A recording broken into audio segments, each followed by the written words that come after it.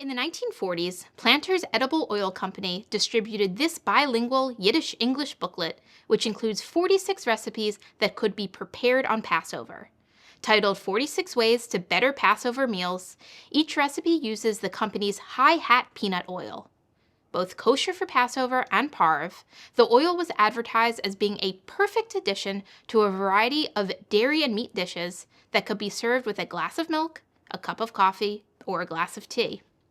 Recipes included Passover staples like kugel, macaroons, and matzah brie, as well as more decadent recipes like French fried veal cutlets, liver burgers, and mock chicken legs. Oddly enough, not a vegetarian take, but rather a dish made from ground veal molded into the shape of a drumstick.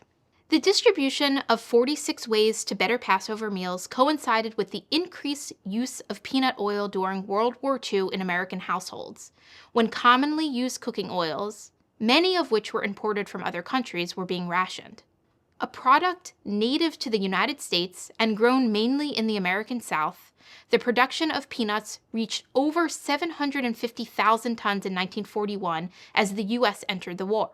By 1943, peanut production had increased to 1.1 million tons. The booklet also enumerates other reasons why consumers should choose high-hat peanut oil.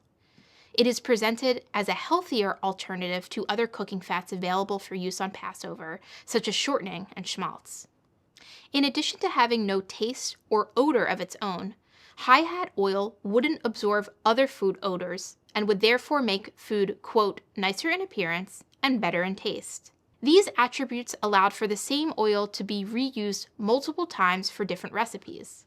This, more than anything else the booklet contends, should make high-hat peanut oil the choice of the consumer looking for an economical addition to their Passover pantry.